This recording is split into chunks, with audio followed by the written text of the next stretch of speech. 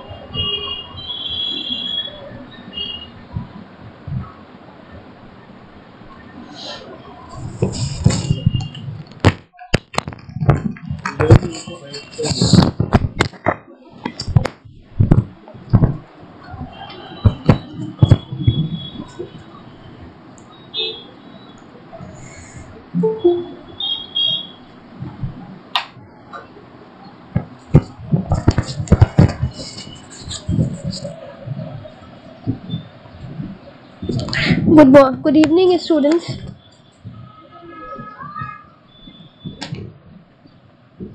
Good evening, ma'am. Good evening. सब आ गए क्या? अभी आना बाकी है।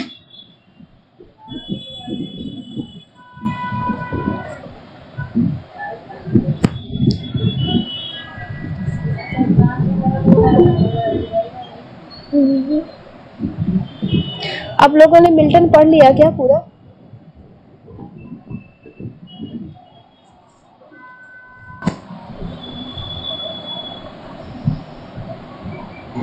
ये स्क्रीन क्यों शेयर कर रहा है गंगा वर्मा?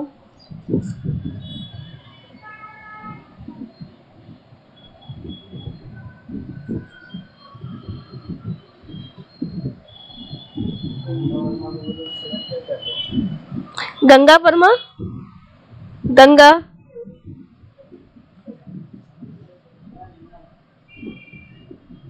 गंगा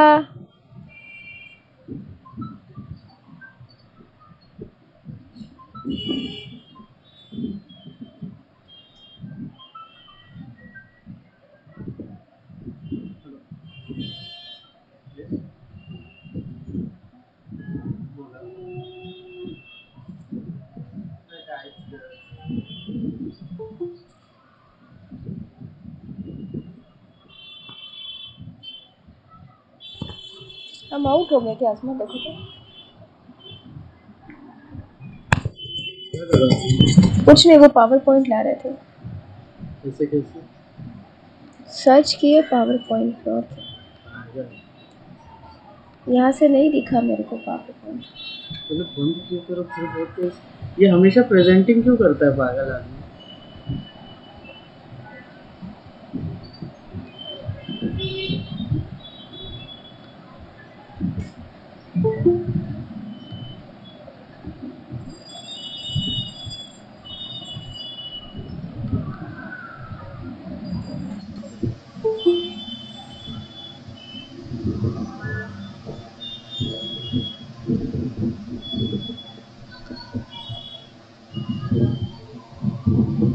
शुगर नहीं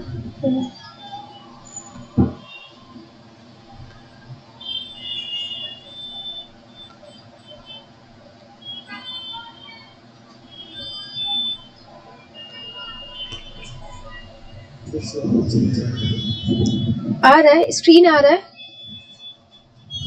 स्टूडेंट्स? Yes, ma'am. स्टार्ट करें? Yes, ma'am.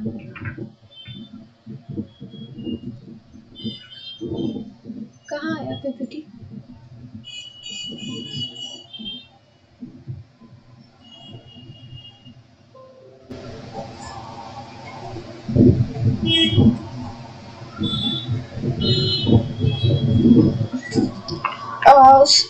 Today we are going to am I audible, students? Yes, ma'am. So everybody is visible the screen. Yes, ma'am. Is somebody who is waiting in the waiting room? यहाँ पे से मुझे नहीं दिख रहा है। कोई है क्या वेटिंग रूम में? दिख रहा है किसी को? स्टार्ट करूं स्टूडेंट्स? Yes, ma'am. हाँ, so today we are going to start, that is a Victorian age. Okay, so Victorian age, the region of Queen Victoria 1837 to 901 is called Victorian age. You all know that Queen Victoria was, at the time of Victorian period, that the Queen Victoria has ascended the throne only at the age of 18. 18 साल की as में ही जो है क्या हो गया था, वो रानी बन गई थी. And she ruled over 67 years and 7 months. ठीक है, 67 years और 7 month तक, यानी कि after the age of 18 till her death she was on the throne of England. यानी कि 18 साल की उम्र से उनके मरने तक वो ही जो है क्या थी, रानी थी वहाँ की. In 1876, got the title of Empress of India. In the year 1876, she got the Empress of India. Why? Because at that time, by that time, India was fully colonized by British government. ठीक है, so India क्या हो चुका था, British government ने पूरी तरीके से उसको colonize कर लिया था. तो वो क्या हो गया था कि she got the title of Empress of India.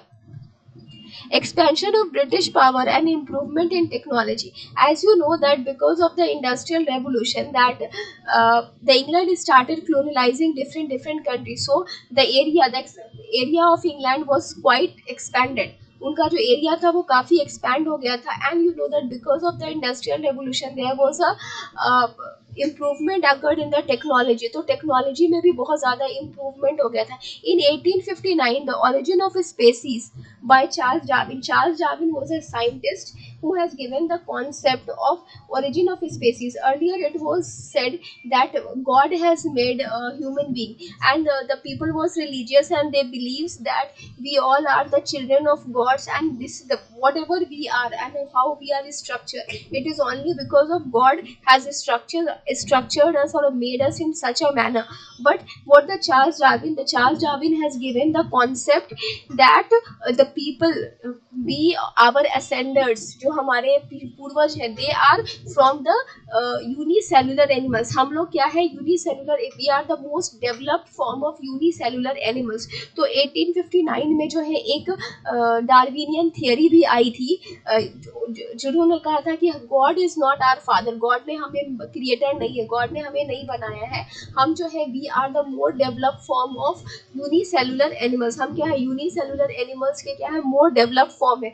तो जिसकी वजह से जो है काफ़ी कन्फ्लिक्ट जो है रिलीजन और साइंस के बीच में हो गया था. Changing the working class of have और हैव नॉट. इंडस्ट्रियल रेवोल्यूशन की वजह से क्या हुआ था कि the whole England is divided into two parts. The first is the economical class, the peoples who have everything, and the another is the working class people. यानी the whole England is divided into have and have not. The rise of aestheticism and pre Raphaelite movement. यानी कि उस वक्त जो है बहुत सारे movements भी जो है इंग्लैंड में आ गए थे, जैसे ऑक्सफोर्ड मूवमेंट, उसके बाद फिर एस्थेटिसिज्म मूवमेंट, उसके बाद pre Raphaelite movement. Pre Raphaelite movement और जो है एस्थेटिसिज्म मूवमेंट जो है, they advocates actually art for art सेक.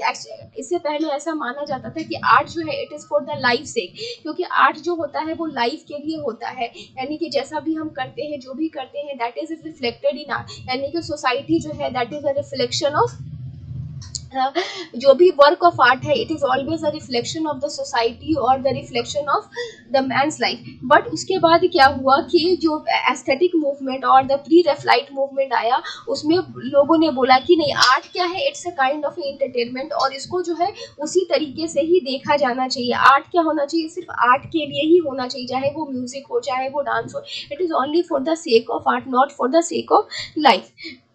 सबको समझ में आ रहा है स्टूडेंट्स?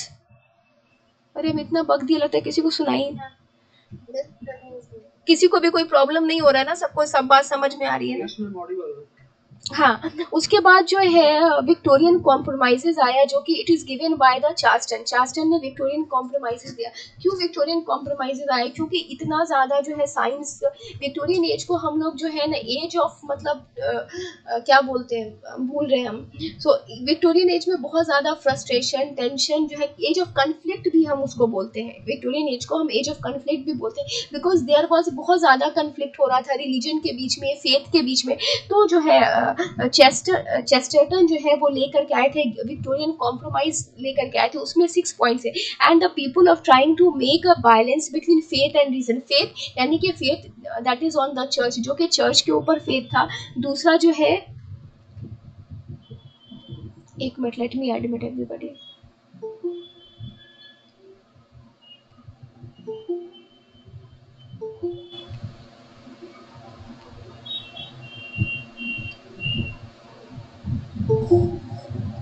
इतने सारे लोग हैं।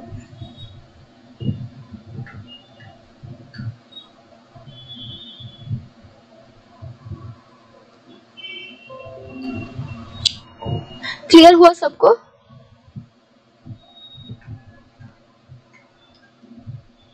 Yes ma'am. अभी तक जो भी बताया उसमें कुछ भी तो ऐसा नहीं है प्रॉब्लम, सबको समझ में आ रहा है ना? हाँ, so they was trying to make a balance between faith and reason. Reason क्या था, यानी कि जो साइंस जो हुआ, यानी कि ये जो डार्विनियन थियरी आया और जो चर्च का हमारा पहला वाला व्यू था। So the people was trying to make balance between the concept, यानी कि कॉन्सेप्ट ऑफ गॉड और जो साइंस का कॉन्सेप्ट था, उसमें मतलब जो है वो बैलेंस बनाने की कोशिश कर रहे थे, रिलीजन साइंस में बनाने की कोशिश कर रहे थे, एनलाइटमेंट और वेल्थ में बनाने की कोशिश। सो ये सारी चीजें जो है लोग करने की कोशिश कर रहे थे, ठीक है ना? आया समझ में? एक मिनट, अभी तक सबको क्लियर? हाँ, अब जो है हम उसके बाद कुछ और चीजें हैं जो हम बता देते हैं, इसमें पीपीटी में नहीं है, ठीक है? उसके बाद 1839 में चार्टिस्ट मूवमेंट आया था। चार्टिस्ट मूवमेंट क्या था, मतलब कि पहले so the working class don't have a right to give vote, तो उसके बाद जो है मतलब वर्किंग क्लास को जो है बहुत सारे अधिकार नहीं थे। So in 1839 the Chartist movement has come, और in this Chartist movement the universal manhood का कॉन्सेप्ट दिया गया, that every citizen of England have a right to vote. सबको क्या करना है, whether they belongs to aristocratic class और whether they belongs to a working class, they have a right to give vote, उनको vote देने का अधिकार हो गया। उसके बाद सेक्रेट बैलेट। सेक्रेट बैलेट क्या है, जैसे अभी हमारे यहाँ क्या होता है, सेक्रेट बैलेट होता है ना, नोबडी नोज दैट, सपोज अगर हमको जो है बीजेपी को वोट देना है तो किसी को ये पता नहीं चलेगा कि मैंने बीजेपी को वोट दिया या मैंने कांग्रेस को वोट दिया, because it is completely secret. So उनका भी ये मानना था कि हाँ ये ओपन नहीं होना चाहिए, ये सीक्रेट होना चाहिए, ठीक है? दूसरा जो है no property qualifications to become an MP. पहले जो है ये क्वालिफिकेशन था कि जो है आपके पास एक सर्टेन अमाउंट ऑफ वेल्थ होना चाहिए, only then you can nominate yourself for the post of MP. तो उन्होंने जो है ये जो 1839 में जो चार्टिस्ट मूवमेंट आया, उन्होंने कहा कि प्रॉपर्टी कोई रीजन नहीं होना चाहिए किसी के एमपी बनने का, तो इसको क्या कर देना चाहिए, हटा देना चाहिए। क्लियर? उसके बाद फिर जो है इक्वल इलेक्शन डिस्ट्रिक्ट, यानी कि इंग्लैंड में जितने भी डिस्ट्रिक्ट है, every district have a equal right होना चाहिए। ये नहीं कि किसी डिस्ट्रिक्ट का ज्यादा राइट है या किसी का कम राइट है, तो सबका जो राइट होना चाहिए it should be equal. Annual election for parliament, और हर साल जो है पार्लियामेंट में एनुअल इलेक्शन होना चाहिए। ये पॉइंट सबको समझ में आ गया? ये 6 पॉइंट समझ में आ गया सबको स्टूडेंट्स? Students yes ma'am. हाँ हाँ, बोलिए ना। मैम मैम क्या टॉपिक डील कर रही है, हम क्या जो चाह रहे हैं? बेटा अभी हम विक्टोरिया मैथ्यू ऑर्नल्ड पढ़ाने जा रहे हैं, बट अगर आप मैथ्यू ऑर्नल्ड जो है विक्टोरियन एज के थे, अगर आप विक्टोरियन एज का प्रॉब्लम नहीं समझेंगे तो फिर आप अर्नल्ड की राइटिंग को नहीं समझ पाएंगे। तो हम थोड़ा सा ब्रीफ में अभी जो है विक्टोरियन एज को डील कर रहे हैं। क्लियर हुआ सबको? Yes ma'am. मतलब हाँ, क्योंकि कोई भी राइटर होता है वो अपने प्रोडक्ट मतलब एज का मतलब प्रोडक्ट होता है, तो उस एज को आप थोड़ा समझोगे तभी तो जो है आप जान पाओगे कि विक्टोरियन राइटर का क्या क्या जो है वो ये समझ पाए ना। क्लियर हुआ? अभी तक जो भी बताया सबको क्लियर हो गया ना? अभी उसके बाद हाँ, अब उस वक्त जो है जो चीज़ें जो बहुत ज़्यादा फेमस थी, उसमें सबसे ज़्यादा फेमस थी ड्रामेटिक मोनोलॉग जो है सबसे ज़्यादा जो है लिखा गया।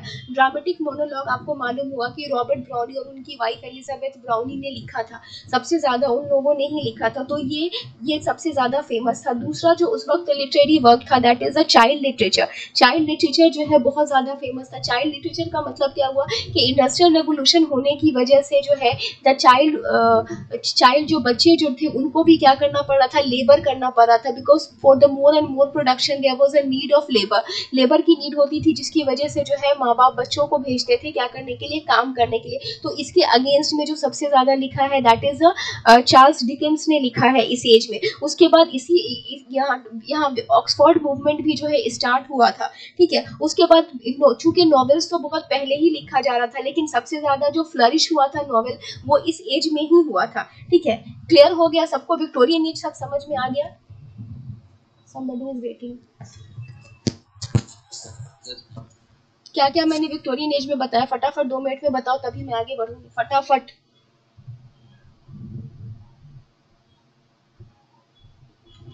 बताओ 1 बाय 1 बताओ, क्या बताया मैंने विक्टोरियन एज में? conflict between science and religion, the darling of theory, half the child literature, the flourishment of modern. हाँ, और उसके बाद जो है उस एज को एज ऑफ कन्फ्लिक्ट क्यों कहा जाता है? Why Victorian age is called age of conflict क्यों कहा जाता है?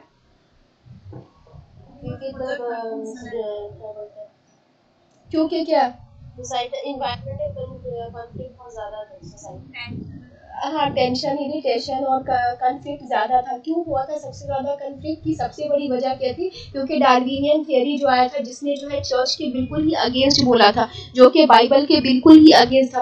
अकॉर्डिंग टू बाइबल और चर्च क्या था कि God is the creator of all human beings and animals, लेकिन डार्विनियन थियरी क्या कहता था कि that God has not created us. We all are come from the unicellular animal, जो कि एक कोशिका एनिमल है, हम लोग उससे आए हैं, ठीक है। So we all are human beings are the more developed form of unicellular animals, ठीक है। तो पढ़ा होगा ना आप लोगों ने 9th-10th में कि कैसे करके यूनिसेलुलर से जो है मल्टी सेलुलर और फिर उसके बाद से जो है आदमी पैदा हुआ। आया समझ में ना? पढ़ा है ना आप लोगों ने 9th-10th में? हाँ, तो उस तरीके से। हाँ, तो अब हम लोग जो है अभी हम आते हैं किसके ऊपर? अर्नोल्ड के ऊपर। तो मैथ्यू अर्नोल्ड जो उस एज में, ऐसे तो बहुत सारे राइटर थे, लेकिन उस एज में जो 3 ग्रेट राइटर हुआ करते थे, सबसे पहले अल्फ्रेड टेनिसन जो हमारे सिलेबस में हमें वो पढ़ना है, ठीक है। दूसरा रॉबर्ट ब्राउनी और उनकी वाइफ, और तीसरा जो सबसे बड़ा नाम है वो अर्नोल्ड का नाम है। अर्नोल्ड जो है वो भी क्या थे? बहुत ही ग्रेट राइटर थे विक्टोरियन एज के। ये बेसिकली जो है जाने जाते हैं, ये basically famous for his elegies, ये अपने एलिजीज के लिए जाने जाते हैं। इन्होंने बहुत ज़्यादा एलिजीज लिखा है, ठीक है। उसके अलावा ये क्या है, he is also a critic, वो क्रिटिक भी थे, ठीक है। और इनको जो है क्या तो नाम है, इनको हम लोग सेज राइटर भी बोलते हैं। अर्नोल्ड को सेज राइटर बोलते हैं। सेज राइटर का मतलब होता है the writers who right against the evils that is present in the society, जो कि सोसाइटी में जो इविल्स प्रेजेंट हो, जो उनको हाईलाइट करते हैं, उसके अगेंस्ट में जो अपना पॉलिटिकल, सोशल और इकोनॉमिकल जो भी प्रॉब्लम्स हो उसको जो हाईलाइट करते हैं, they are called the sage writers. इस रेस में जो है ना रस्किन्स का भी नाम आता है। तो एक्चुअली अर्नोल्ड क्या थे? वो एक सेज राइटर थे। क्लियर हुआ सबको? समझ में आया यहाँ तक? देखो कोई वेट कर रहा है शायद। वेटिंग कैसे देखते हैं?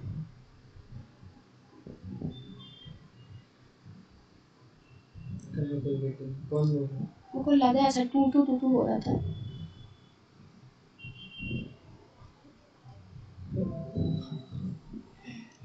हो गया ना? समझ में आया ना सबको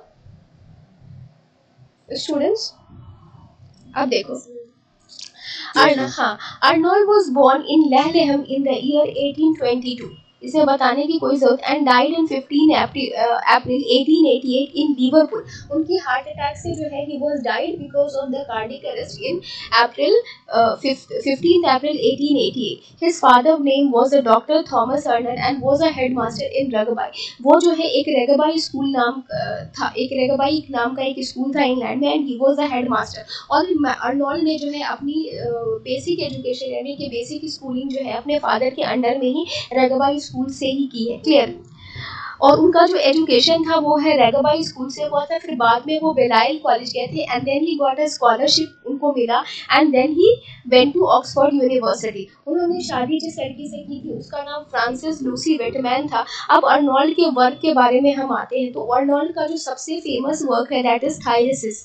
थायरिसिस जो है actually it is a pastoral elegy written on the death of his friend Arthur Hugh Clough who died in the year 1861।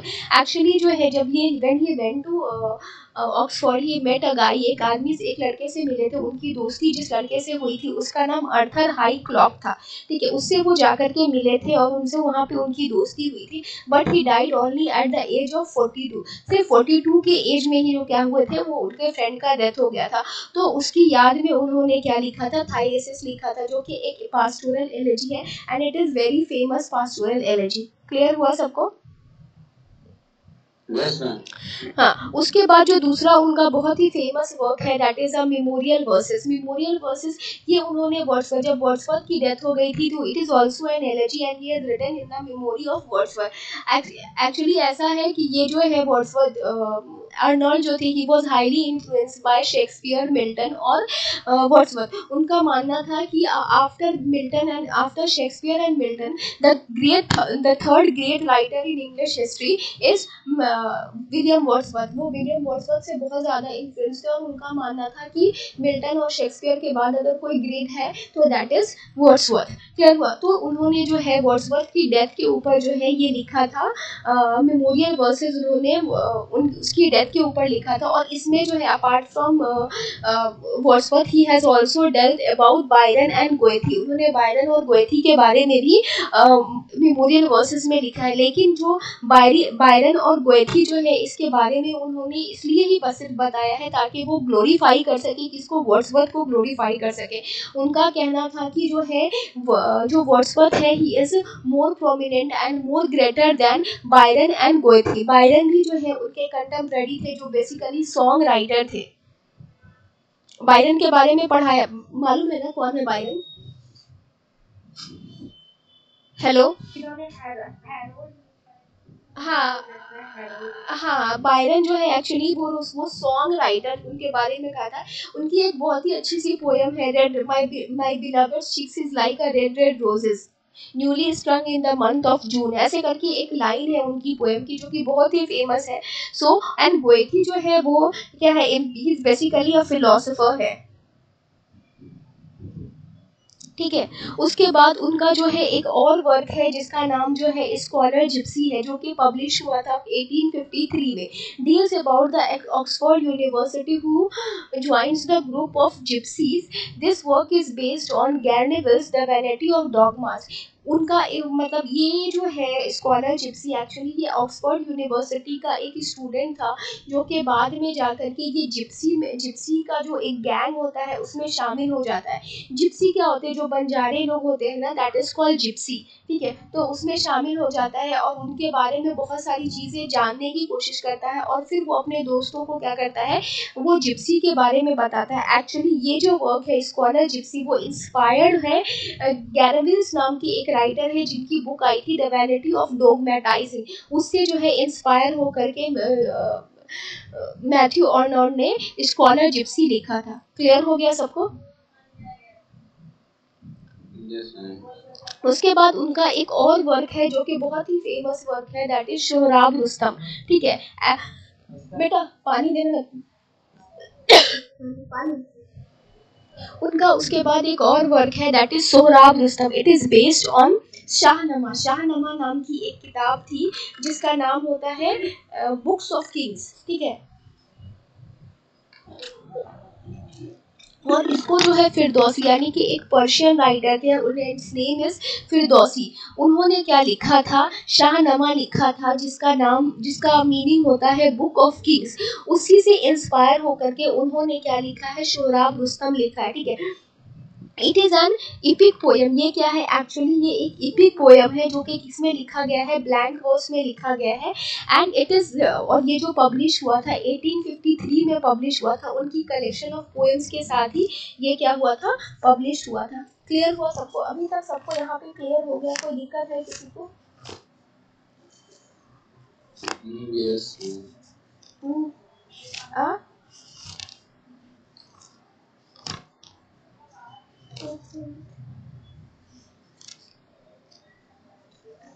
उसके बाद जो है इनकी एक मिनट लाइट ऑन करने का दे रहा होगा, रुको एक मिनट।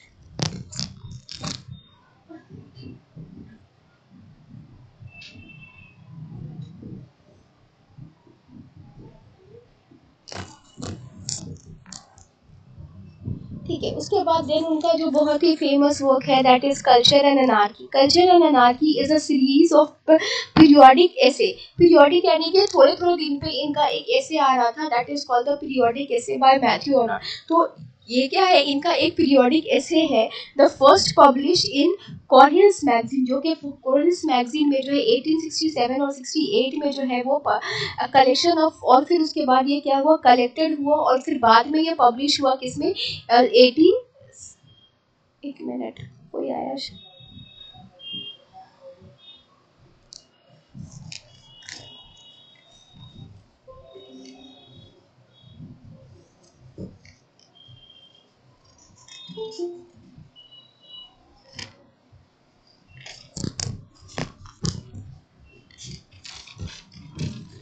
एक मिनट रुकना तुमने।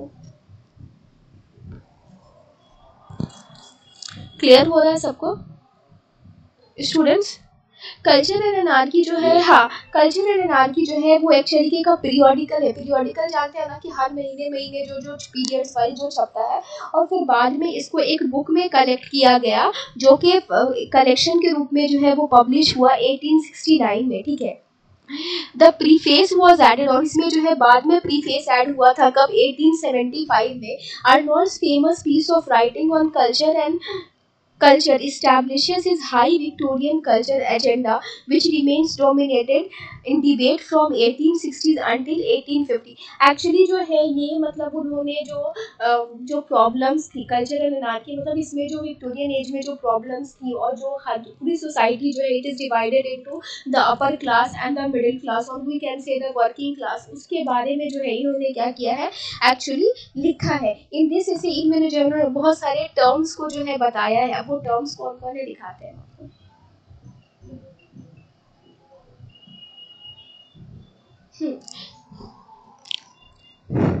Culture and anarchy contains most of the terms, इसमें उन्होंने कल्चर के बारे में बात किया है, स्वीटनेस के बारे में जो वर्ड्स इसमें आए हैं, कल्चर आए हैं, स्वीटनेस आए हैं, लाइट आया है, बारबेरियन आया है, फिलिस्टीन आया है, हिब्रुइज्म आया है, एंड मेनी अदर वर्ड्स। ये बहुत सारे वर्ड्स हैं जो उसमें आए हैं, ठीक है। The term barbarian refers to the aristocratic class. Aristocratic class को उन्होंने क्या कहा है, बारबेरियन कहा है। बारबेरियन मतलब आप लोग जानते हैं क्या होता है, जो कि क्या हो, बिल्कुल ही जानवर जैसे हो, that is called barbarian. They those who have animal जो मतलब क्या बोले, जो मतलब एनिमल बिहेवियर जिसका हो, तो उसको जो है एरिस्टोक्रेटिक क्लास को उन्होंने क्या कहा है, बारबेरियन कहा है। और जो इसमें एक वर्ड आया है फेलिस्टीन, फेलिस्टीन जो है उन्होंने किसको कहा है, मिडिल क्लास को कहा है। यानी कि मिडिल क्लास का मतलब यानी कि जो कि बहुत ज़्यादा नैरो माइंडेड हो, सेल्फ सेटिस्फाइड हो, ठीक है, जो उसको जो है फेलिस्टीन या बारबेरियन, उन्होंने किसको कहा है, एरिस्टोक्रेटिक क्लास को, जो कि हाँ उसको उन्होंने, हाँ बोलिए ना। हम प्रेम गुप्ता वेट कर रहे हैं। प्रेम गुप्ता, एक मिनट कोई प्रेम गुप्ता वेट कर रहे हैं, किया मैंने, किया तो देखो नहीं है। क्लियर हुआ सबको, क्लियर हुआ सबको? इसमें इन्होंने बहुत सारा वर्ड्स, हाँ, कल्चर एंड अनार्की में जो है ना बहुत सारा टर्म आई। ये टर्म्स याद रखेगा क्योंकि बहुत बार ये ऐसा पूछा है कि ये टर्म्स किस में बोला गया है, तो आप फट से लिखिएगा कि कल्चर एंड अनार्की में बोला गया है। तो जो फेमस टर्म्स है जैसे कल्चर है, स्वीटनेस है, लाइट है, बारबेरियन है, फिलिस्टीन है, हेब्रुइज्म है, ये सारे वर्ड्स जो उसमें आए हैं, ठीक है। उसके बाद जैसे उन्होंने क्या कहते हैं, एरिस्टोक्रेटिक, ये बारबेरियन किसके लिए कहा है, एरिस्टोक्रेटिक क्लास को उन्होंने क्या कहा है, बारबेरियन कहा है, ठीक है। और उसके बाद फेलिस्टीन जो है उन्होंने किसको कहा है, मिडिल क्लास को कहा है, जो कि बहुत ज़्यादा नैरो माइंडेड और सेल्फ सेटिस्फाइड पीपल होते हैं, ठीक है ना। According to Arnold, whom the satirize and the ideas of opening their mind to the new ideas, और कहते हैं कि जो वो मिडिल क्लास के बारे में कहते थे कि उनको जो क्या करना चाहिए, अपने आइडियाज़ का जो हॉरिजोन है इट शुड बी इंक्रीज। तो जो मिडिल क्लास के लोग हैं उनको इतने नैरो माइंडेड नहीं होना चाहिए, they should increase the horizon of their mind, और जो नई आइडियाज़ है, जो लिबरल आइडियाज़ है, they should welcome it. Clear. उसके बाद जो है यहाँ पे एक और वर्ड आया है हिब्रूइज्म। हिब्रूइज्म को याद रखने के लिए याद रखिएगा कि जो हिब्रू है इट वाज, ये बाइबल जो है वो हिब्रू में लिखा गया था, तो इस तरीके से आप इसको याद रख सकते हैं। इसका मीनिंग क्या होता है, मोरल एजुकेशन के बारे में उन्होंने कहा है। आया समझ में सबको? सबको समझ में आया? यहाँ तक समझ में?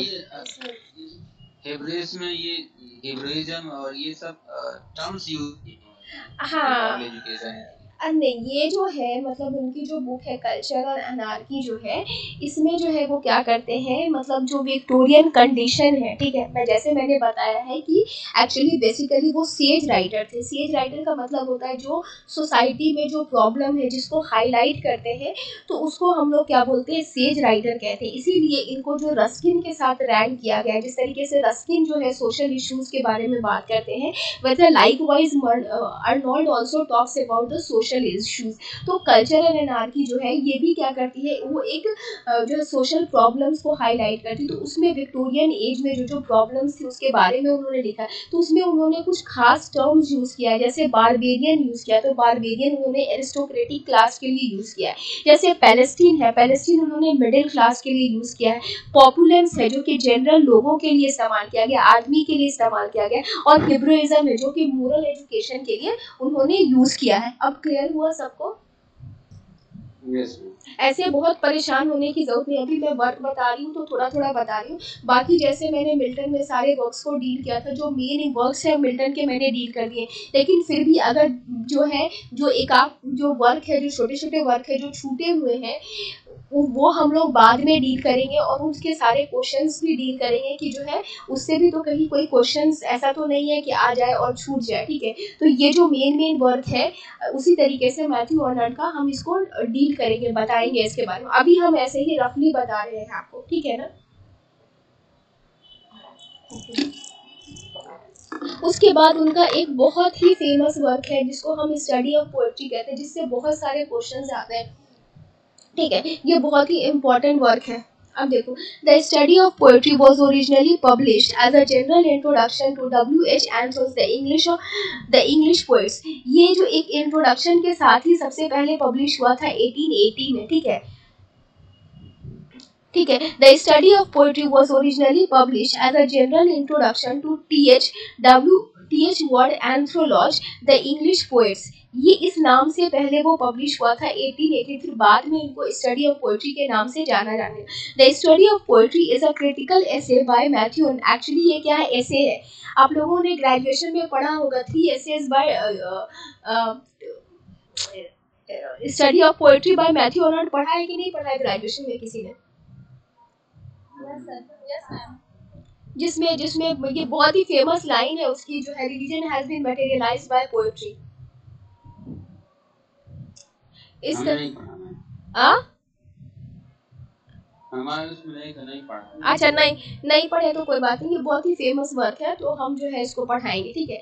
The study of poetry is a critical essay by Matthew Arnold. In this essay Arnold criticise the art of poetry as well as the art of criticism. एक पोएट्री को कैसा होना चाहिए, ठीक है, एक पोएट को कैसा होना चाहिए, एक क्रिटिसिज्म को कैसा होना चाहिए, ठीक है, एक पोएट्री में क्या क्या होना चाहिए, what are the characteristics of a sublime poetry, what are the characteristics of a sublime poet. एक क्रिटिक को कैसा होना चाहिए, एक रीडर को कैसा होना चाहिए। So the study of poetry deals with these ideas. Clear हुआ सबको?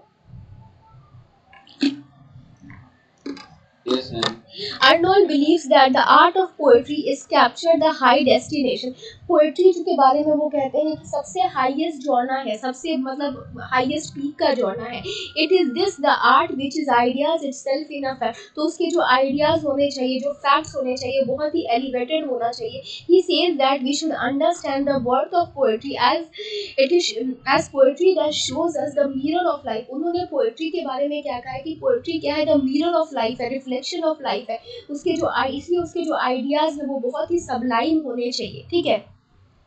Science according to Arnold is incomplete without poetry. फिर उन्होंने पोएट्री साइंस के बारे में कहा है कि साइंस भी जो क्या है वो इनकम्प्लीट है। रिलीजन के बारे में भी उन्होंने कहा है कि रिलीजन भी जो है वो इनकम्प्लीट है, लेकिन पोएट्री जो है it is complete in itself है, ये हाईएस्ट जर्नल है, ठीक है। उसके बाद and religion and philosophy will give way to poetry, और चूंकि जो मतलब रिलीजन और जो फिलोसफी है वो क्या करते हैं, पोएट्री को रास्ता दिखाते हैं, और जो है पोएट्री क्या है वो इंस्पायर्ड है किससे, रिलीजन से और फिलोसफी से। Arnold terms poetry as a criticism of life, ये बहुत ही फेमस लाइन, ये कई बार पूछा जा चुका है कि poetry is a criticism of life किसने कहा है, तो poetry is a criticism of life जो है वो अर्नोल्ड ने कहा है, और किसने कहा है, स्टडी ऑफ पोएट्री में कहा। क्रिटिसिज्म ऑफ लाइफ का मतलब होता है कि उन्होंने पोएट्री क्या है वो लाइफ को पूरा एक्सप्रेस करती है।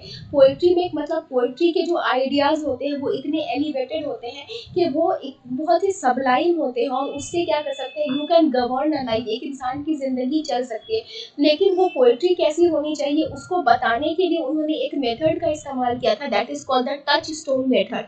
चलिए उसके बारे में आगे इसमें हम लिखिए, हम जो बताएंगे आप, ठीक है। Arnold termed poetry as a criticism of life, thereby refuting the accusation of Plato, and says that as a time goes, a man will continue to find comfort and solace in life. कह रहा है कि poetry ही एक ऐसा genre है जो कि क्या करेगा, लोगों के लाइफ में सोलेस देगा, कंफर्ट जो लेकर के आएगा, that is poetry. So poetry के बारे में उन्होंने कहा कि poetry is a criticism of life, poetry has been replaced by religion has been replaced by poetry, religion को भी पोएट्री रिप्लेस कर देगा, और यही एक ऐसी चीज है जो कि फ्यूचर में क्या करेगा, आदमी के लाइफ में इट कंफर्ट और रिलीफ लेकर के आएगा, सोलेस लेकर के आएगा। क्लियर हुआ सबको? यहाँ तक कोई दिक्कत है किसी को? No ma'am. आगे बढ़े ना, अब देखो। Yes ma'am. उसके बाद दूसरा जो उनका वर्क है that is essay on criticism. Essay on criticism में उन्होंने, जैसे उसने एसे पोएट्री अभी जो मैंने बताया था एसे ऑन पोएट्री, उसमें उन्होंने पोएट्री के बारे में बताया, अभी इसमें जो है ना उन्होंने क्रिटिसिज्म के बारे में बताया। तो अब वो कहते हैं the business of criticism is neither to find faults nor to display the critic's own learning and influence. कहता है कि जो क्रिटिक मतलब जो एक क्रिटिक है वो कैसा होना चाहिए, क्रिटिक का काम नहीं है कि वो हमेशा से फॉल्ट ढूंढते रहे, फॉल्ट फाइंडर नहीं होता है। क्रिटिक क्या होता है, फॉल्ट फाइंडर नहीं होता है, और ना ही वो अपने एक्सपीरियंस या फिर अपने आइडियाज से ही हर चीज़ को जज करे, नहीं, ये ज़रूरी नहीं है। क्या है, it is known the best which has been thought and said in the world, जो कि बेस्ट चीज़ें हैं जो दुनिया में कही गई हैं, जो बेस्ट चीज़ें जो दुनिया में है, and by using his knowledge, और उस जो बेस्ट चीज़ें कही गई है उसको यूटिलाइज करके और अपने नॉलेज को यूटिलाइज करके क्या करें, कुछ करेंट और कुछ फ्रेश और फ्री थॉट्स की चीज़ें लिखना ही क्रिटिसिज्म है, या जज करना ही क्रिटिसिज्म है। आया समझ में? नहीं यार, देखो, ऐसे ऑन क्रिटिसिज्म में कहते हैं कि एक क्रिटिक का काम नहीं है, क्रिटिक जो है वो फॉल्ट फाइंडर नहीं है किसी भी। जैसे अगर मान लिया कोई वर्क ऑफ आर्ट, अगर जैसे हम लेते, सपोज करो कि फिल्म क्या है, film is also a work of art, तो क्रिटिक का काम नहीं है कि वो जो है उसकी सिर्फ बुराइयों को ही ढूंढे कि हाँ ये उसकी बुराई, और मुझे ऐसा लगता है कि ये फिल्म में ऐसा होना चाहिए वैसा होना, वो इंडिविजुअल भी नहीं, बल्कि मतलब क्रिटिक का काम क्या है कि जो बेस्ट चीज़ें हैं, ठीक है, जो दुनिया में बेस्ट चीज़ें प्रेजेंट है उसको एनालाइज करके, उस वर्क ऑफ आर्ट में जो बेस्ट चीज़ें हैं उसको एनालाइज करके फिर अपना व्यू देना चाहिए, जो कि क्या हो, फ्री फ्रॉम रिस्ट्रेन हो, जो कि फ्री माइंडेड से, यानी कि ज़बरदस्ती अपनी मर्जी किसी पे थोपना नहीं चाहिए, फ्री माइंड से जो उस वर्क के बारे में बतानी चाहिए, और उसका रेफरेंस क्या देना चाहिए, जो बेस्ट चीज़ें दुनिया में दी गई है, जो मतलब बेस्ट है उससे जो है उसको कंपेयर करना चाहिए। क्लियर हुआ सबको? यस। मतलब क्रिटिक का काम, सुनो, क्रिटिक का काम मेन, तो किसी को नहीं समझ में आया, मेरे को पता चल गया। क्रिटिक का काम जो है ये नहीं है कि हम सिर्फ सबका बुराई ढूंढते रहे, समझे?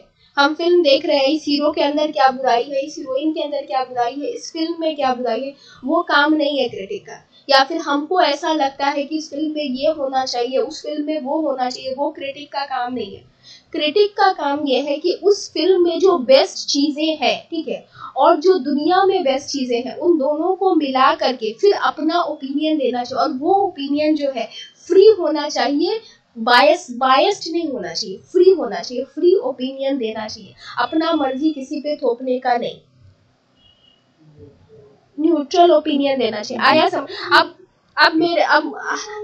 अब मुझे आमिर खान नहीं पसंद है, ठीक है, मुझे नहीं पसंद है, तो हम उसको नहीं बोल सकते ना कि मेरे को आमिर खान नहीं पसंद है, मेरे को उसकी एक्टिंग नहीं पसंद है। उसकी एक्टिंग में एक आइडियल एक्टिंग कैसी होनी चाहिए, ठीक है, और वो आइडियल एक्टिंग से आमिर खान की एक्टिंग कितना नियरेस्ट है, ठीक है, उस पे हम अपना ओपिनियन देंगे। ये क्रिटिक का ओपिनियन होना चाहिए कि नहीं होना चाहिए? तुम देखे हो कि क्रिटिक का, हमको नहीं पसंद है आमिर खान, ठीक है, हमको नहीं पसंद है, लेकिन आमिर खान कैसी एक्टिंग करता है और एक्चुअल में कैसी एक्टिंग होनी चाहिए, मतलब एक्टिंग क्या है, जो एक स्टैंडर्ड है एक्टिंग का कि एक सही मानों में एक्टिंग क्या होनी चाहिए, उस एक्टिंग पे आमिर खान कितना उतर रहे हैं, उस पे जो है न्यूट्रल व्यू देना, यही क्रिटिक का काम है। अब आया समझ में? मतलब कोई भी वर्क ऑफ आर्ट है ना, उसके न्यूट्रल हो करके स्टैंडर्डाइज जो है क्रिटिकल ओपिनियन देना ही क्रिटिक का काम है। उसका फॉल्ट, उसका बुराई ढूंढना या फिर जो है अपना मर्जी थोपना क्रिटिक का काम नहीं है। क्लियर हुआ? कभी कभी ऐसा होता है कि बहुत सारी फिल्म ऐसी होती है कि जो हमें अच्छी नहीं लगती है, बट क्रिटिक उसको बहुत अच्छा ओपिनियन देते हैं, है ना?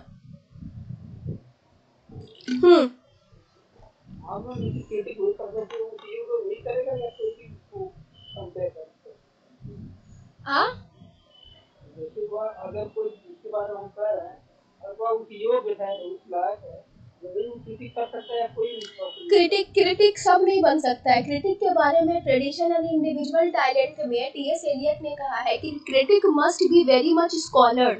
क्रिटिक का जो नॉलेज का हॉरिजॉन होना चाहिए वो काफी बड़ा होना चाहिए, उनको राइटर से ज्यादा नॉलेज होना चाहिए। तब तुम जो जज है उसको ज्यादा नॉलेज होगा, तभी ना तुम किसी चीज को जज कर पाओगे।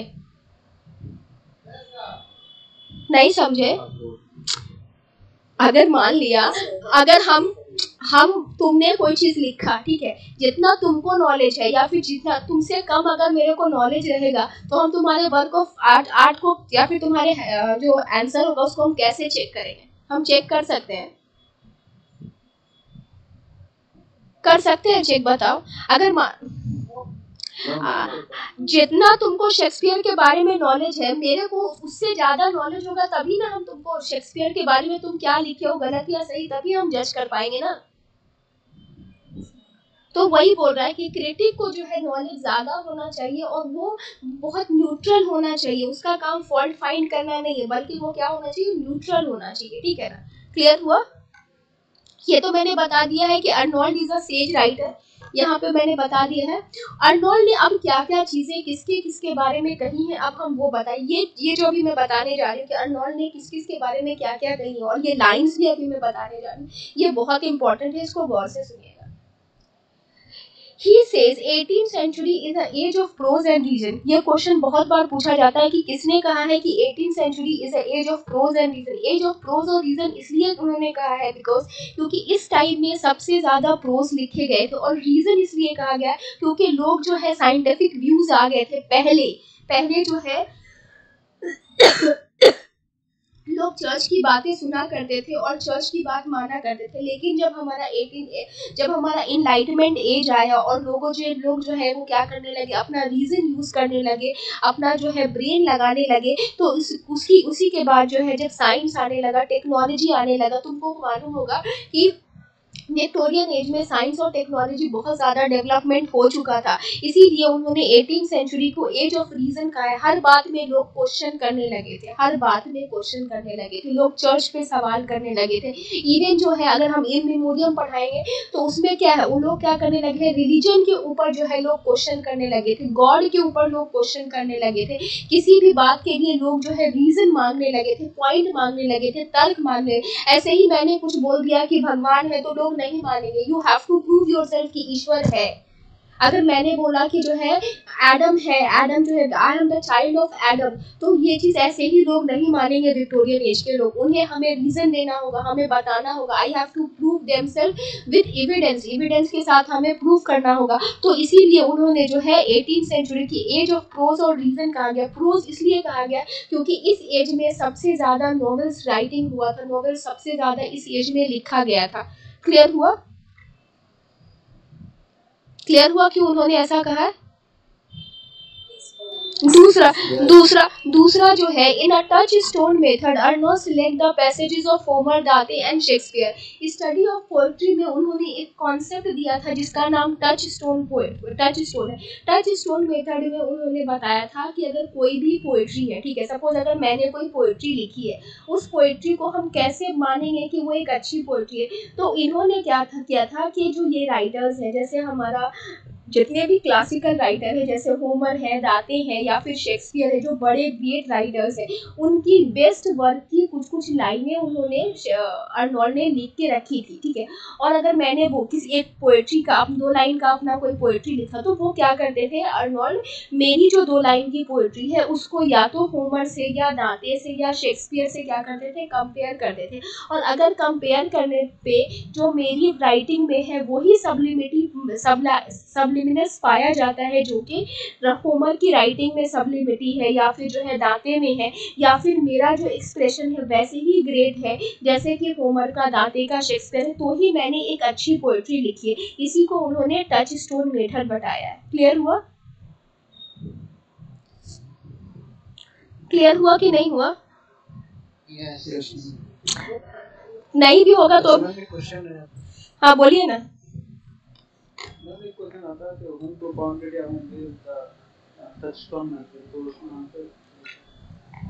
उसमें आंसर क्या है? आंसर है कि मैथ्यू अर्नोल्ड है, अभी तो वही बताया मैंने।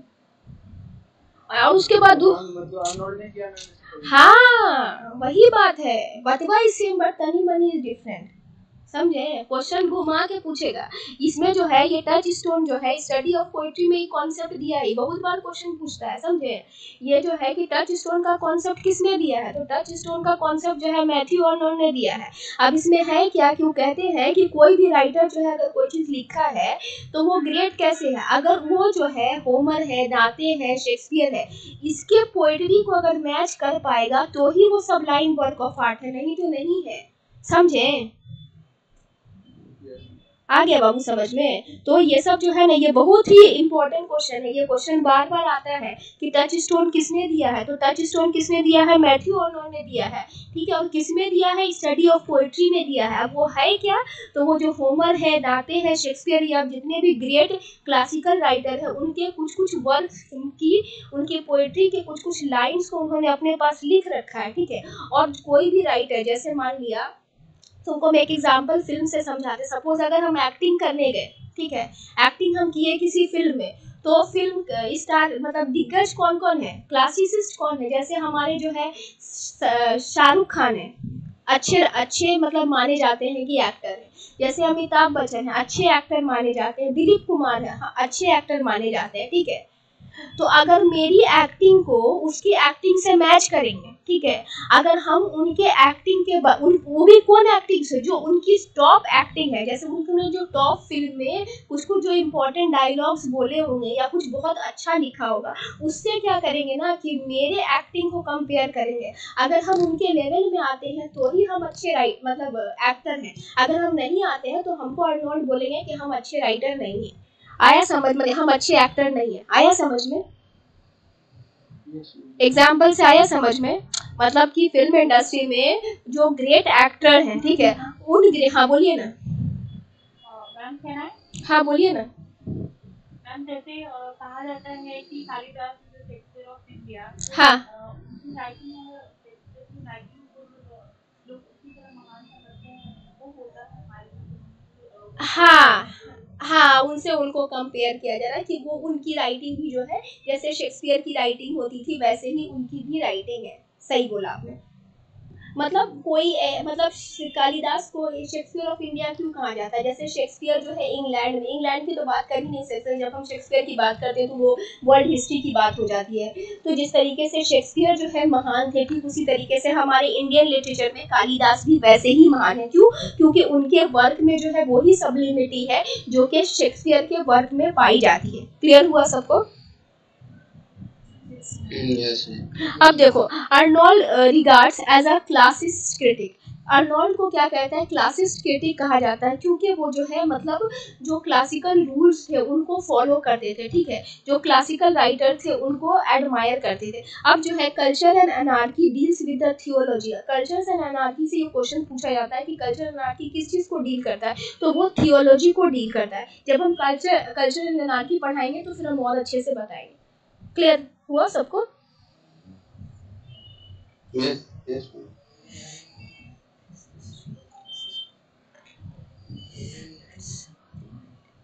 अच्छा, उनकी जो बुक है, ये लाइन बहुत ही फेमस लाइन है, the strange disease of modern life. ये मेरे हस्बैंड ने गलत लिख दिया है, यहाँ पे देखिए, द स्ट्रेंज डिजीज, इसी से कंटिन्यूएशन है यहाँ पे, the strange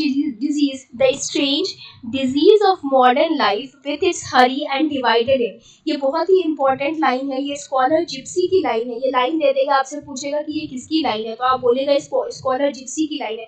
the strange disease क्या कि बहुत ही स्ट्रेंज डिजीज है, किसका? मॉडर्न लाइफ का, ठीक है, विद हरी एंड डिवाइडेड। लोग क्या होते हैं? बहुत हरी में रहते हैं, बहुत जल्दी में रहते हैं, लोगों के पास टाइम नहीं है, और उनकी जो एम है वो डिवाइड है, वो यानी कि लोग जो है वो बहुत ही ज़्यादा सेल्फ सेंटर्ड हो गए, और हर इंसान के पास क्या है? दूसरों के लिए टाइम नहीं है। लोग क्या हो गए? बहुत सेल्फ सेंटर्ड हो गए, लोग सिर्फ अपने बारे में सोचने लगे, और उनके जो एम्स है, यानी कि पहले क्या था, हम लोग सबका एम क्या था कि डिविनिटी को प्राप्त करना, गॉड के पास जाना, लेकिन अभी क्या हो गया? सबका एम डिवाइड हो गया। तो ये लाइन किसकी है? स्कॉलर जिप्सी की लाइन है। क्लियर है? The hardest one am world business and desire, ये भी किसकी लाइन है? स्कॉलर जिप्सी की लाइन है। दो हार्डेस्ट वन एम, पहले क्या होता था? सबका एक एम हुआ करता था, आवर बिजनेस एंड डिजायर। सब लोग क्या होते थे? पहले डिविनिटी को प्राप्त करना चाहते थे, गॉड को प्राप्त करना चाहते थे। उस ये दोनों लाइन जो है ना, ये किसकी लाइन है? स्कॉलर जिप्सी की लाइन। क्लियर है? ठीक है, ये दोनों लाइन आप याद रखें। हाँ हाँ, क्योंकि ये लाइन कई बार पूछा है, नेट में भी पूछा है और टीजीटी में भी पूछा, तो ये आप याद रखिएगा। उसके बाद से अब देखिए, अर्नोल्ड जो है, Arnold says following words about Shakespeare and his poem. Shakespeare के बारे में अर्नोल्ड ने क्या कहा? शेक्सपियर को अर्नोल्ड ने बहुत ही ज़्यादा प्रेज किया है, उन्होंने उसके बारे में क्या है? Self schooled, self scared, self honoured and self, मतलब जो शेक्सपियर है वो अपने आप में ही एक स्कूल है, वो पूरा एजुकेशन अपने आप में ही है। नहीं, ये पोएम की लाइन नहीं है, उन्होंने शेक्सपियर के बारे में ऐसा क्रिटिकल कमेंट किया है, ठीक है। हाँ, एक मिनट मैं भूल गई यहाँ पे। Shakespeare says following words about Shakespeare in his poem. उन्होंने एक पोएम लिखी थी, अर्नोल्ड ने एक पोएम लिखी थी, उस पोएम में उन्होंने शेक्सपियर की बहुत तारीफ की है, और उसमें उन्होंने ये लाइन कही है, ठीक है। तो अगर ये लाइन दिया रहेगा तो आप फट से लिख दीजिएगा कि ये शेक्सपियर की लाइन है, और अर्नोल्ड ने ये क्या कहा है? शेक्सपियर के बारे में कहा। ये एक पोएम है, उस पोएम का नाम शेक्सपियर है, जो अर्नोल्ड ने लिखी है, और उसमें वो क्या करते हैं? शेक्सपियर को प्रेज करते हैं। क्लियर हुआ?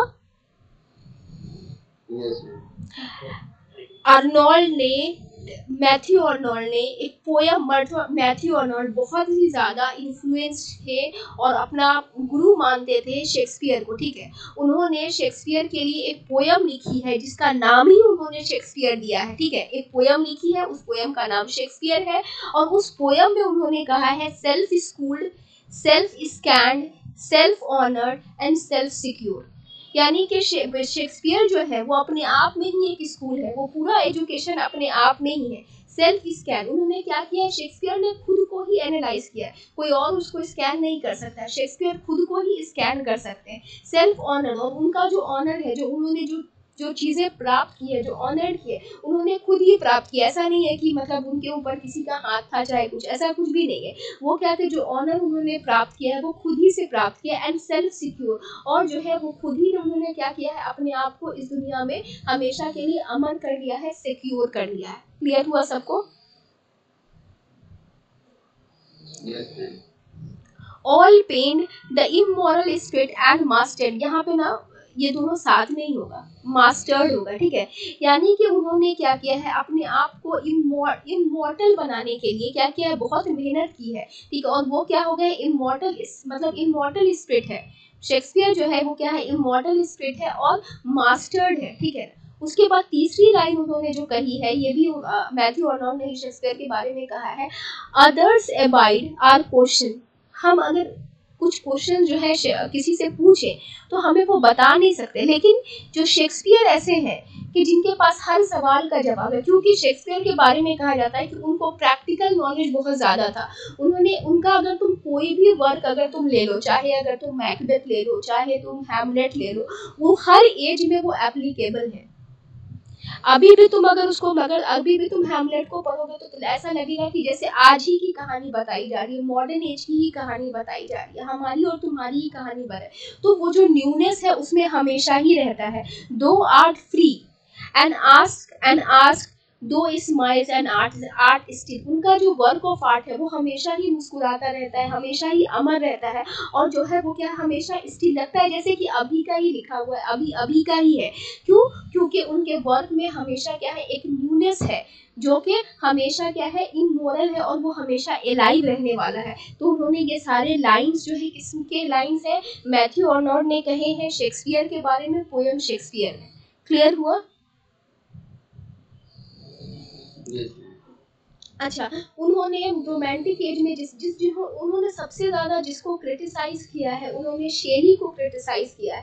तो शेली के बारे में उन्होंने क्या कहा है कि शेली इज मेलो पोएटिक, शेली क्या है, बहुत ज़्यादा शोर करने वाले राइटर हैं, बहुत ज़्यादा शोर शराबा करने वाले हैं, और उनकी जो राइटिंग है ना वो भी बहुत ज़्यादा शोर शराबा करने वाली है, ठीक है। उन्होंने मतलब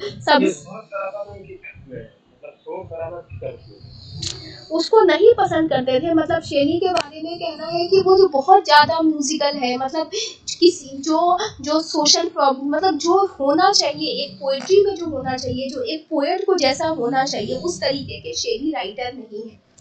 शेली के बारे में तो एक और राइटर है टी.एस. एलियट, नाम मुझे शायद याद नहीं है, शायद टी.एस. एलियट ही है, डॉक्टर जॉनसन याद नहीं है उनको ठीक से। उन्होंने तो शेली के बारे में यहाँ तक एक शेली बहुत बचपन से ही लिखते थे। जब वो कॉलेज में गए तो उन्होंने जो है सो एक बहुत ही मोटी सी बुक लिखी थी, काफ़ी मोटी बुक लिखी थी, उसमें बहुत सारी पोएट्री लिखे।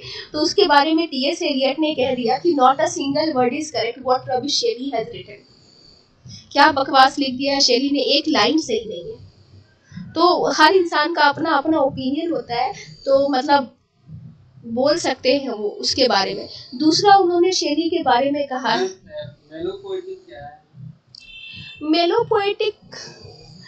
पोएटिक मतलब एक उसको क्या बोल सकते हैं, उसको नहीं पसंद करते, तो बहुत ज़्यादा म्यूजिकल हुआ, जिसका मतलब उसका बहुत। तेजो का फोन आया, तेजो क्यों फोन किया था बेटा? तेजो इज देयर? मैंने ज्वाइन करने के लिए फोन किया था।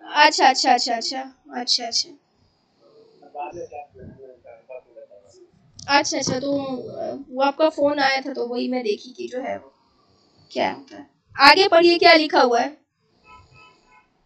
देखिए, क्या स्क्रीन दिख रहा है सबको? हाँ, क्या लिखा हुआ है देखिए। Sally, a beautiful and intellectual angel, beating in the void is doing his wings in vain. क्या मतलब हुआ इसका? यही मैम के जो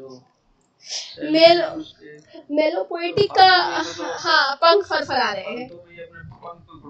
हाँ, मेलो पोएटिक का मतलब होता है बहुत ज्यादा म्यूजिकल, जिसकी आवश्यकता ना हो, ठीक है।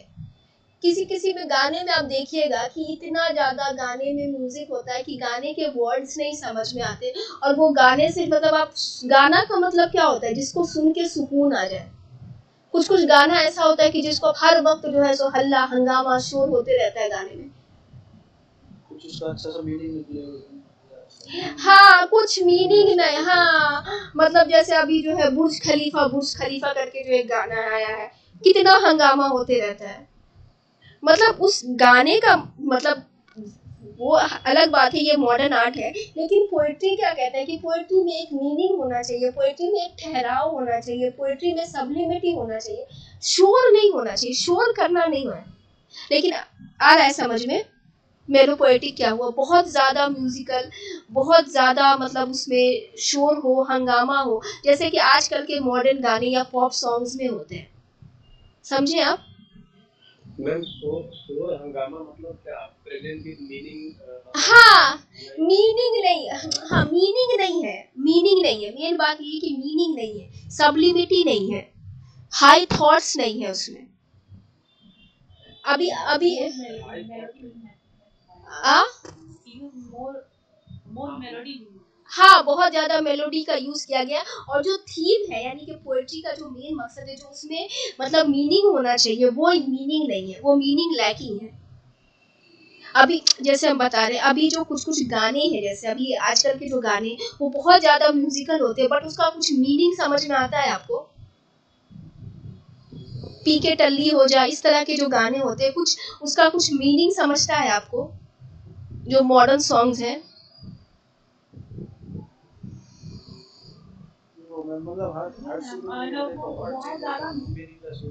हाँ मीनिंग नहीं होते, म्यूजिक ज्यादा, बहुत ज्यादा मेलोडी यूज करते हैं और उसको कोई स्टेबिलिटी नहीं है। हाँ यस। तो ये क्वेश्चन जो है आ सकता है, आप लोगों को पूछ सकता है कि who says that the what Shelley is a melopoetic और his work is a melopoetic. तो आप उसमें क्या लिखिएगा कि अर्नोल्ड ने उनके बारे में कहा था। शेली के भी समझ में आ गया, Shelley a beautiful and ineffectual and beating his word his luminous wings in vain. मतलब शेली कैसा है, एक ऐसा एंजल है, एक ऐसा ब्यूटीफुल और इनफेक्चुअल एंजल है जो कि अंधेरे में बेकार में अपने पंख को क्या कर रहा है, फरफरा रहा है। तो ये भी जो है कई बार पूछा गया है। दूसरा उनका जो एक वर्क है रैबी चैपल, इसको आप याद रखिएगा। रैबी वही स्कूल है जिसमें उनके फादर हेड मास्टर थे और जिसमें उनकी स्कूलिंग हुई थी। तो रैबी, हाँ रैगबी चैपल। तो रैगबी चैपल जो है वो एक स्कूल भी है जिसमें उसके फादर हेड मास्टर थे और जो है सो अर्नोल्ड की स्कूलिंग भी हुई थी। दूसरा रैगबी चैपल जो है एक एलिजी भी है। जब क्या कहते हैं, जब मैथ्यू अर्नोल्ड जब ऑक्सफोर्ड में पढ़ रहे थे तो उनको खबर मिली थी कि उनके फादर का डेथ हो गया। तो उसी वक्त उन्होंने जो है एक क्या लिखा था, पोएट्री लिखा था अपने फादर की याद में, उनके मेमोरी में। ये जो है एक लिखा था पोएम, एलिजी लिखा था, जिसका नाम उन्होंने रैगबी चैपल लिखा था। रैगबी चैपल नाम की एक एलिजी लिखा था अपने फादर के याद में। क्लियर हुआ सबको? क्लियर? हाँ उसके बाद उनका मार्गरीज जो है वो भी एक एलिजी है, जो एक फ्रेंच लड़की थी जिससे उनको प्यार हो गया था और उसकी याद में उन्होंने जो है मार्गरीज करके जो है एक एलिजी लिखा था। उसकी एक फेमस लाइन है, we mortal millions live alone. उस अकेले ने क्या किया, हजारों जिंदगियों को क्या कर दिया, इमॉर्टल कर दिया। क्या कर, नहीं sorry, we mortal millions life alone. उसने अकेले क्या कर दिया, मतलब खुद मर के क्या किया, इतने सारे लोगों के दिल को क्या कर दिया, मार दिया। तो ये लाइन किसकी है, मॉर्टुगीज की लाइन है। ये भी कई बार पूछ चुका है, ठीक है। उसके बाद एक फेमस लाइन है, truth sits on the lips of the dying man. जब इंसान मरते रहता है तो उस वक्त क्या होता है, उसकी जबान पे जो वर्ड आते हैं वो झूठ नहीं बोलता है। कहते हैं भी हम लोग कि मरने वाला आदमी जो क्या करता है, झूठ नहीं बोलता है, उसके आखिरी शब्द झूठ नहीं निकलते हैं। तो वो भी क्या है, सोहराब और रुस्तम की लाइन है, ठीक है। उसके बाद ये लाइन बहुत ही poetry of revolt against moral idea is a poetry of revolt against है। ये स्टडी ऑफ पोएट्री की लाइन है। ये भी मैथ्यू अर्नोल्ड ने कहा कि जो भी पोएट्री जो मोरलिटी के अगेंस्ट होती है वो एक्चुअली क्या होती है, लाइफ के अगेंस्ट होती है। ठीक आया समझ में? Poetry of revolt against moral ideas, यानी कि जैसे जो भी पोएट्री है जो कि मोरालिटी के अगेंस्ट लिखा जाता है वो एक्चुअली लाइफ के अगेंस्ट होता है। लाइफ विदाउट, मतलब मोरालिटी के बिना जिंदगी का कोई वजूद नहीं है। तो जो भी पोएट्री है, मतलब पोएट्री हमेशा अच्छी ही हो जरूरी नहीं है। जो पोएट्री मोरल वैल्यूज और मोरल आइडियाज के अगेंस्ट होती है वो क्या होती है, लाइफ के अगेंस्ट होती है। क्लियर हुआ? क्लियर हुआ सबको? उसके बाद हाँ, ये वाला लास्ट वाला आप लोग ध्यान दीजिएगा। ये क्वेश्चन कई बार नेट में भी पूछा जा चुका है। चौसर लैक्स हाई सीरियसनेस। ये क्रिटिकल कमेंट है जो कि मैथ्यू आर्नोल्ड ने चौसर के बारे में कहा था कि चौसर क्या करते हैं, हाई सीरियसनेस को लैक करते हैं। और ये उन्होंने उनके वर्क कैंटरबरी टेल्स के लिए कहा था कि उनके अंदर हाई सीरियसनेस नहीं है, जो कि एक पोएट के अंदर होना चाहिए, वो मैथ्यू आर्नोल्ड ये चौसर क्या करते हैं, लैक करते हैं। चौसर के अंदर हाई सीरियसनेस नहीं पाया जाता है। क्लियर हुआ सबको? Yes ma'am. Yes, ma'am. आज जो भी पढ़ाए हैं उसमें ऐसा कुछ भी है जो नहीं समझ में आया हो? मैम के बारे में पढ़ा है या मैं बाद में है क्या बोल रहे हैं, नहीं समझा। ज्वाइन किया काफी लेट में, तो आज मैथ्यू आर्नोल्ड के स्टडी ऑफ पोएट्री के बारे में पढ़ा है। बेटा हम ये जितने भी वर्क बताए ना, ये सब वर्क को जो है ना डिटेल में थोड़ा थोड़ा करके, अभी तो मैंने ऐसे ही बताया है पर डिटेल में सब बताए। देखो हम एक नटशेल में सबसे पहले तुम लोगों को बताते हैं कि विक्टोरियन एज जो है, विक्टोरियन एज का बताया वो मैंने कब से कब तक है। विक्टोरियन एज जो है 1837 से लेकर के 1837 से लेकर के 1091 तक था। ठीक है, इस एज को हम लोग एज ऑफ एंजाइटी भी कहते हैं या फिर एज ऑफ कन्फ्लिक्ट भी कहते हैं। क्यों एज ऑफ कन्फ्लिक्ट कहते हैं? क्योंकि इस एज में जो है डार्विन की थियरी आई थी, इस ओरिजिन ऑफ स्पेसीज लेकर के डार्विन आए थे, जिसकी वजह से पहले जो लोग चर्च में यकीन करते थे उनका मानना था कि we all God is our creator, God क्या है, हमारे क्रिएटर है। लेकिन डार्विन ने ये फिलॉसफी दी थी कि गॉड हमारे क्रिएटर नहीं है, बल्कि हम क्या बने हैं, एक कोशिकीय जीव से बने हैं। We all are the ascendant form of unicellular animal, हम लोग यूनिसेलुलर एनिमल से बने। तो इसको लेकर के काफ़ी कन्फ्लिक्ट हुआ था। दूसरा जो है टेक्नोलॉजी का बहुत ज़्यादा विकास हो चुका था। इंग्लैंड ने जो है बहुत सारे कंट्रीज पे क्लोनलाइज कर लिया था। तो इस तरीके से जो है कंडीशन जो है, इंग्लैंड बहुत ही मजबूत हो चुका था। और इस ये जो है लोग जो है चूँकि टेक्नोलॉजी आने की वजह से, साइंस आने की वजह से जो है, पहले बहुत ज़्यादा लोग रिलीजियस हुआ करते थे, अब जो है लोग क्या करने लगे थे, अपना रीज़न लगाने लगे थे। लोग जो है चर्च से सवाल करने लगे थे और लोग के अंदर इतना ज़्यादा रीजनिंग डेवलप हो गया था कि वो ऐसे ही अगर चर्च ने कुछ कह दिया उसको मानने को तैयार नहीं थे। वो हर चीज़ में क्या करने लगे थे, अपना रीजन और लॉजिक ढूंढने लगे थे, तर्क करने लगे थे।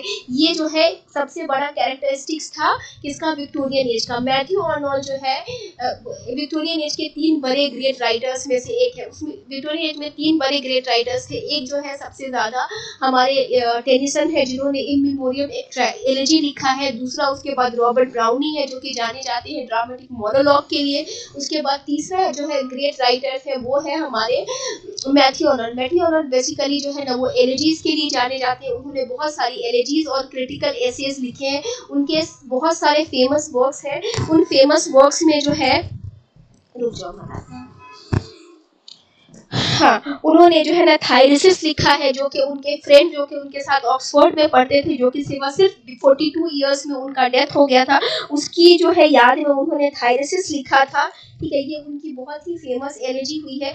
वो जो है बहुत ही ज़्यादा इन्फ्लुएंस थे मिल्टन से, शेक्सपियर से और वर्ड्सवर्थ से। उनका मानना था कि शेक्सपियर और मिल्टन के बाद अगर कोई सबसे ज़्यादा बड़ा राइटर है तो वो क्या है, वर्ड्सवर्थ है। तो उन्होंने वर्ड्सवर्थ की जब डेथ हुई थी तो उन्होंने वर्ड्सवर्थ की याद में क्या लिखा था, मेमोरियल वर्सेस लिखा है। मेमोरियल वर्सेस में उन्होंने वर्ड्सवर्थ को बहुत ही ज़्यादा प्रेस किया है और उन्होंने कंपेयर किया है उसको बायरन से और गोएथी से। लेकिन उन्होंने उनका कहना है कि ये गोएथी और बायरन से भी ज़्यादा ग्रेट है। ठीक है, उसके बाद उन्होंने जो है शेक्सपियर को बहुत ही ज़्यादा प्रेस किया है। उन्होंने शेक्सपियर के लिए एक पोएम लिखी है जिसका नाम ही उन्होंने शेक्सपियर दिया है। और इसमें जो है उन्होंने क्या किया है, शेक्सपियर को बहुत ही ज़्यादा प्रेस किया है। क्लियर। उसके बाद उन्होंने रैगी चैपल अपने फादर की याद में लिखा था। ठीक है, और उसके बाद जो है उन्होंने सबसे ज़्यादा अगर किसी को क्रिटिसाइज़ किया है तो उन्होंने शेली को क्रिटिसाइज़ किया है। उसके बाद उन्होंने सोहराब रुस्तम नाम का एक जो है उनका लॉन्ग पोएम है, जो कि इंस्पायर्ड होकर के शाहनामा नाम की एक किताब है, जो कि फिरदौसी की किताब है, उससे इंस्पायर्ड होकर के उन्होंने लिखा है। उसके बाद उन्होंने जो है एक बुक लिखी है जिसका नाम पीरियोडिकल्स लिखा था, कल्चर एंड एनार्की, जो कि थियोलॉजी के बारे में बताता है। उसमें उन्होंने बहुत सारे टर्म्स का यूज़ किया है, जैसे उन्होंने बारबेरियन यूज़ किया है। तो बारबेरियन उन्होंने उन्होंने एरिस्टोक्रेटिक क्लास के लिए यूज़ किया है, फेलिस्टीन यूज़ किया है जो कि उन्होंने मिडिल क्लास या नैरो माइंडेड लोगों के लिए इस्तेमाल किया है, फिर उन्होंने पॉपुलेंस का यूज़ किया है जो कि उन्होंने पब्लिक के बारे में, पीपल के बारे में बताया है। उसके बाद उन्होंने हिब्रूइज्म की बात की है, जिसमें हिब्रूइज्म का मतलब उन्होंने मोरल एजुकेशन को दिया है। क्लियर हुआ सबको स्टूडेंट्स? और ऐसे मैंने पीपीटी इतना आसान लिखा हुआ है कि आप लोगों को पीपीटी पढ़ करके सब कुछ समझ में आ जाएगा। अगर फिर भी नहीं समझ में आएगा तो कल से हम फिर स्टार्ट करेंगे मैथ्यू अर्नोल्ट को कल हम स्टार्ट करेंगे, ठीक है। कल हम इनका स्टडी ऑफ पोएट्री जो कि सबसे ज़्यादा फेमस वर्क है, जिससे सबसे ज़्यादा वर्क आता है, तो हम कल स्टडी ऑफ पोएट्री को पढ़ेंगे, ठीक है। Yes ma'am. मैम ने शेक्सपियर पे और वर्ड्सवर्थ पे लिखा था। हाँ, उन्होंने शेक्सपियर पे लिखा था, एक पोयम ही लिखी थी उन्होंने। हाँ बोलिए ना, सुन रहे हैं। हाँ बोलो ना बेटा। उन्होंने शेक्सपियर वर्ड्सवर्थ पे भी लिखा था और उन्होंने क्या क्योंकि वो मिल्टन से भी इन्फ्लुएंस है, तो मिल्टन के बारे में उन्होंने कहीं पे कुछ ऐसा लिखा, अब यहाँ पे हमको नहीं पता है, अभी तो मतलब नहीं देखा है कि मिल्टन से वो इन्फ्लुएंस है, लेकिन मिल्टन के बारे में उन्होंने कुछ ऐसा लिखा नहीं है, ठीक है। लिखा होगा तो शायद जो है वो आगे देखेंगे कि जो है किसने लिखा है, लेकिन मिल्टन का जो है ना उन्होंने मतलब उन्होंने ब्लैंक वर्स उनसे इन्फ्लुएंस होकर के जो है लिखा है, लेकिन उन्होंने कोई ऐसी एक पर्टिकुलर कोई पोएट्री नहीं लिखी है, जैसे कि उन्होंने मेमोरियल वर्सेस वर्ड्सवर्थ के लिए लिखा है या फिर शेक्सपियर नाम की एक पोएम शेक्सपियर के लिए लिखा है। ऐसा कुछ उन्होंने मिल्टन के लिए अलग से नहीं लिखा है। क्लियर हुआ सबको? उन्होंने वो मिल्टन से, शेक्सपियर से और वर्ड्सवर्थ से इन्फ्लुएंस थे, पर उन्होंने मिल्टन के लिए ऐसा कुछ नहीं लिखा है, ठीक है। मतलब ऐसा कोई वर्क नहीं लिखा है जो कि खास करके डेडिकेटेड हो मिल्टन के लिए। जैसे उन्होंने मेमोरियल वर्सेस जो है, जो कि उसकी डेथ पे, वर्ड्सवर्थ की डेथ पे उन्होंने लिखा है, तो उस तरीके का ऐसा कुछ खास वर्क उन्होंने नहीं लिखा है। लेकिन मिल्टन से जो है वो अपना मास्टर्स मिल्टन को मानते थे, और वो शेक्सपियर और मिल्टन और वर्ड्सवर्थ से बहुत ज़्यादा इन्फ्लुएंस थे। क्लियर हुआ सबको? Yes ma'am. चलो यस मैम। रखे ना बेटा। मैम एक सजेशन था। हाँ बोलिए ना बेटा। मैम जैसे इसमें डेथ लिखा था ना मैथ्यू अर्नोल्ड का, जैसे बताया था ड्यू टू हार्ट अटैक, तो थोड़ा पीपीटी में भी लिख जाता है तो वो याद रहता है। बेटा ये क्वेश्चन कभी पूछा नहीं है बेटा। नहीं मैम, इस टाइप के आ जाते हैं क्वेश्चंस के बारे में, है ना, ये किस राइटर की किस डेथ की है। अच्छा, तो ये पीपीटी में लिख देता। अच्छा ठीक है ना, अभी नेक्स्ट पीपीटी जो मैं बनाने वाली हूँ ना, नेक्स्ट पीपीटी जो बनाऊंगी उसमें लिख देंगे कि Matthew Arnold died by cardiac arrest, ठीक है ना, वो लिख दूंगी, ठीक है। ठीक है, और कुछ? और मैम एक जैसे वो दिया था ना, जैसे टच स्टॉप मेथड कर दिया था जैसे आपने, तो वो स्टडी ऑफ पोएट्री नाम क्या बुक थी, तो वो भी था वहाँ पर मेंशन हो जाएगा, तो वो टेंशन की बात ही नहीं है। कल हम स्टडी ऑफ पोएट्री को पूरा डिटेल में पढ़ाने वाले हैं, क्योंकि उससे बहुत सारे क्वेश्चंस और लाइंस आते हैं। तो कल स्टडी ऑफ पोएट्री को हम हाँ बोल, तो यही तो बायोग्राफी पढ़ाया मैंने आपको। हो गया ना बायोग्राफी? ये क्या था? बायोग्राफी का मतलब क्या होता है? वो कब पैदा हुए, वो कब मरे, उनकी शादी किससे हुई थी, उनकी माँ का नाम क्या था, उसके बाप का नाम क्या था, उनका एजुकेशन क्वालिफिकेशन क्या था, उनका वर्क्स क्या क्या था, और उन्होंने किसके बारे में क्या क्या बोला है। यही तो है बायोग्राफी। इतना तो यही पूछेगा। देखो इसमें मैंने सारे वर्क्स के बारे में बता दिया। ऐसे कोई बहुत नहीं पूछता है आपको, बस ये वर्क्स के बारे में, इनके बारे में आपको एक चीज याद रखना है कि ये बेसिकली फेमस अपने जो है किसके लिए जाने जाते हैं। 3-4 चीजें याद रखनी कि ये विक्टोरियन एज के राइटर थे, विक्टोरियन एज के 3rd बड़े ग्रेट राइटर थे। ये एक सेज राइटर थे। सेज राइटर किसको कहते हैं मैंने बताया, जो कि सोशल इश्यूज के बारे में लिखते हैं, ठीक है। इसीलिए इनको जो है कंपेयर किया जाता है रस्किन से, ठीक है। जैसे रस्किन ग्रेट सोशल इश्यूज को लिखते थे, ठीक उसी तरीके से अर्नोल्ड भी क्या करते थे, लिखते थे किसके लिए, सोशल इश्यूज के लिए लिखते थे। दूसरा जो है इसमें आपको यही समझना है कि इन्होंने जो है एलिजीज, जो बेसिकली एलिजीज के लिए जाने जाते हैं, इनकी एलिजीज में ग्रेट, देखो जैसे विक्टोरियन एज में जो है सबसे बड़ी एलर्जी किसने लिखी है, इन मेमोरियम टेनिसन ने लिखी है। उसके बाद जो है सबसे ज़्यादा एलर्जी जो है विक्टोरियन एज में जिसने लिखी है वो मैथ्यू अर्नोल्ड ने लिखी है। तो मैथ्यू अर्नोल्ड की ग्रेट एलर्जी, सबसे ज़्यादा क्वेश्चन तुमको थायरिसिस से आ सकता है, रुस्तम से आ सकता है। तो ये सब के अगर बारे में अगर मैंने जितना मैंने पढ़ाया है ये सब भी याद रखोगे कि कब पब्लिश हुआ, कब लिखा गया और किसके बारे में है। तो ये सब तो मैंने अभी बताया, ये सब मेन वर्क है उसके स्कॉलर ऐसे तो। और डोवर बीच भी उसका एक बहुत ही फेमस वर्क है, तो डोवर बीच भी हम पढ़ाएंगे क्योंकि डोवर बीच से भी क्वेश्चंस आते हैं। तो एटलीस्ट कम से कम डोवर बीच का समरी तो हम जरूर पढ़ाएंगे। लेकिन कल हम स्टार्ट करेंगे स्टडी ऑफ पोएट्री क्योंकि उससे बहुत सारे क्वेश्चंस आते हैं। क्लियर हुआ सबको? Yes ma'am. बायोग्राफी में सबसे ज्यादा क्वेश्चन बेटा वर्क से आते हैं कि, और एक चीज याद रखना कि कौन कौन वर्क लिखा है वो तो याद रखना ही रखना, क्योंकि सबसे ज्यादा क्वेश्चन ये आते हैं कि ये किसने लिखा है, ये किसने लिखा है, ये किसने लिखा है। क्लियर हुआ सबको? Yes ma'am. हाँ, ये पीपीटी जो है हम तुम लोगों को सेंड कर देंगे। सर को तो सेंड हो ही चुका है, सर जो है तुम लोगों को सेंड कर देंगे, ठीक है ना? Okay ma'am. क्लास एंड करें बेटा? Okay ma'am, good night ma'am. मैं तो व्हाट्सएप में ग्रुप बनाने वाली थी। बेटा तुम लोग बना के भेजो ना ग्रुप, उसमें अगर कुछ नहीं रहेगा तो फिर हम लोग सबका नंबर कैसे कलेक्ट करें? यस मैम, नंबर भी तो दीजिए। तो हम अपना नंबर देंगे तो कैसे होगा उसमें बताओ? मेरा आप एक ग्रुप करके फिर सबका नंबर ऐड, सबको हाई लिख के भेज देंगे आपको और आप ऐड कर दीजिए। कैसे करेंगे नहीं समझे, हम बोलो। मतलब हम लोग अपना नंबर आपको दे देंगे, तुम लोग अपना अपना नंबर जो है मेरे को देते चले जाओ, और उसी को हम जो जितने नंबर है मेरे साथ सबको जो है एक में ग्रुप में हम ऐड करते चले जाएंगे, जैसे जैसे नंबर मिलते जाएगा मेरे को। तो हो जाएगा। हो जाएगा, तो हो जाएगा। हाँ, तो मेरा नंबर तो है ना सबके पास? हाँ यस मैम। क्योंकि अभी जैसे मान लिया कि हम कभी तुम लोग कोई चीज पूछते हो तो अकेले पूछते हो ना, तो क्या होता है कि एक ही को पता चलता है। अभी जैसे एक क्वेश्चन तुमने मुझसे पूछा, ठीक है, किसी एक बच्चे ने एक क्वेश्चन पूछा, तो अगर हम वो ग्रुप में ही बताएंगे तो उससे तो वो क्या होगा ना कि वो सबको पता चल जाएगा। समझ लो, सबको पता चल जाएगा। अब उससे कोई कन्फ्लिक्ट हुआ चाहे कुछ हुआ तो वो भी जो है तो क्योंकि मैं टेलीग्राम पे नहीं हूँ, टेलीग्राम पे मेरे हस्बैंड है, तो तुम लोग वो वहाँ पे उनका मोबाइल में क्या हर वक्त क्या चलते रहता नहीं चलता वो मेरे को नहीं समझ में। मेरा पर्सनल मोबाइल में रहेगा तो कुछ भी हुआ तो तुम लोग मुझसे डायरेक्टली कॉन्टेक्ट कर लोगे ना। हम वही करते हैं, हम एक ग्रुप बना लेते हैं और उसमें जो जो नंबर मेरे पास है ना वो सब ऐड कर देते हैं, ठीक है ना? ठीक है। आज जो पढ़ा रहे हैं सब समझ में आ रहा है ना? कहीं पे कोई दिक्कत तो नहीं हो रही? ऐसा नहीं है कि नहीं समझ में आ रहा है कुछ भी? Yes ma'am, no problem. ठीक है, ठीक, चलो, thank you. Good night. Okay ma'am, thank you ma'am. Good night ma'am. Meeting दोबारा